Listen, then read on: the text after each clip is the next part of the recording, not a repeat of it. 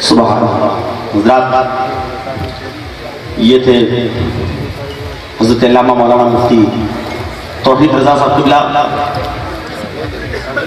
جن سے آپ حضرات پاکیزہ گفتگو سماعت کر رہے تھے، اپنی مشامل کو معطر کر رہے تھے.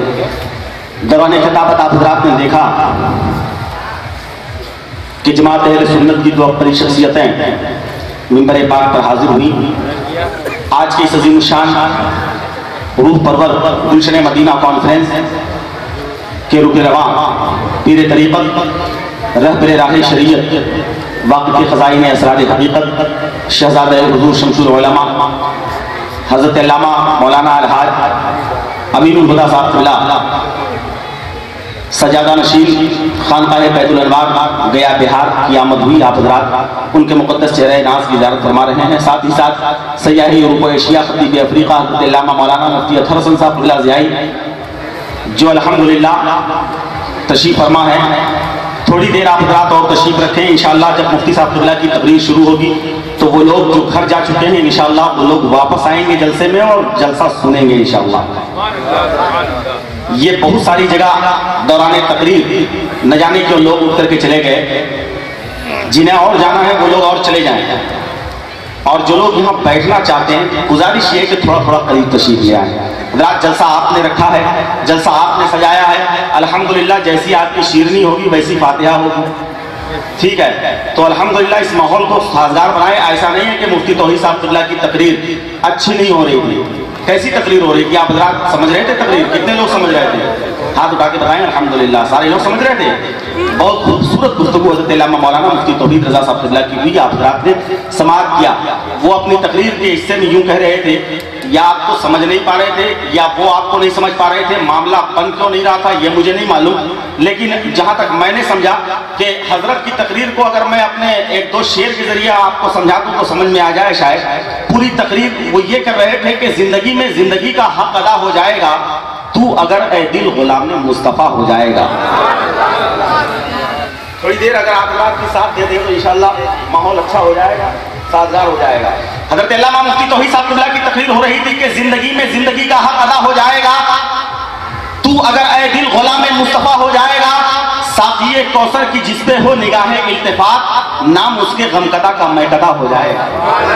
زندگی میں زندگی کا حق ادا ہو جائے گا تو اگر اے دل غلام، یہی کہہ رہے تھے مفتی توحید صاحب کہ زندگی میں زندگی کا حق ادا ہو جائے گا تو اگر اے دل غلام مصطفیٰ ہو جائے گا.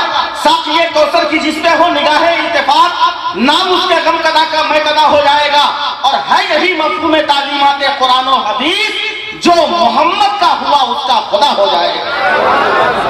ہے یہی مفہوم تعلیمات قرآن و حدیث جو محمد کا ہوا اس کا خدا ہو جائے گا. بہت خوبصورت گفتگو انہوں نے کی. دوران خطابت ان کا ایک موضوع ادھر بھی گیا.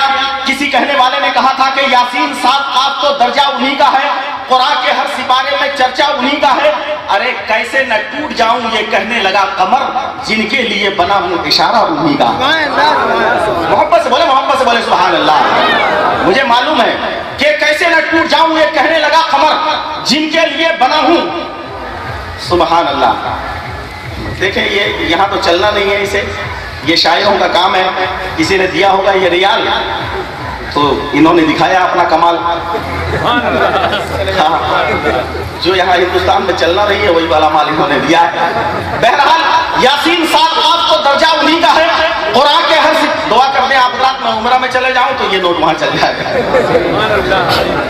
یاسین 7 قاف تو درجہ انہی کا ہے، قرآن کے ہر سپارے میں چرچا انہی کا ہے.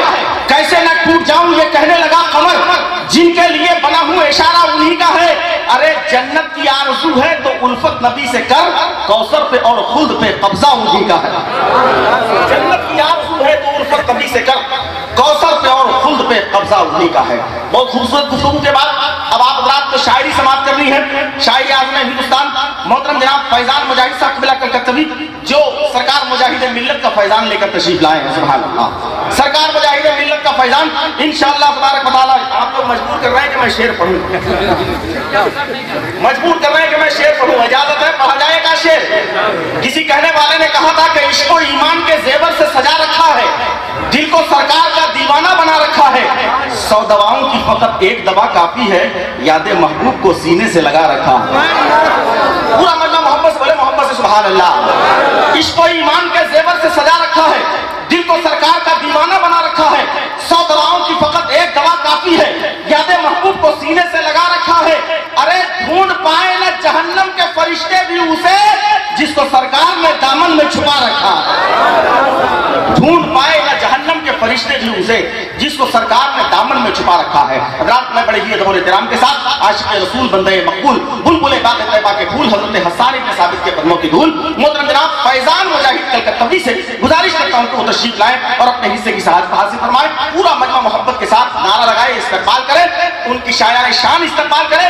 और अगरचे मजमा कम है, लेकिन अगर मोहब्बत के साथ इस्तकबाल करें तो अभी आप हजरात अपने इलाके में नहीं, तसव्वुरात की दुनिया में गुंबद खजरा का तवाफ करते नजर आएंगे। बहुत बड़े शायर, मकबूल शायर, मसरूफ और महबूब शायर का नाम फैजान मुजाहिद कलकत्तवी है। पूरा मजमा दोनों हाथों को उठाए, मोहब्बत से नारा लगाए, नारे तकबीर, नारे रिसालत, मसलके आला हजरत शहजादे हुजूर शमसुल उलमा, नारे तकबीर, नारे रिसालत। इस ख्याल के साथ के तसव्वुर में अजब तैयबा के मंजर जाग जाते हैं, कलम लड़ाई लेता है, सुखनवर जाग जाते हैं।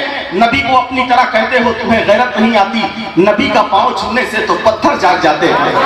तसव्वुर में अजब तैयबा के मंजर जाग जाते हैं, कलम लड़ाई लेता है, सुखनवर जाग जाते हैं।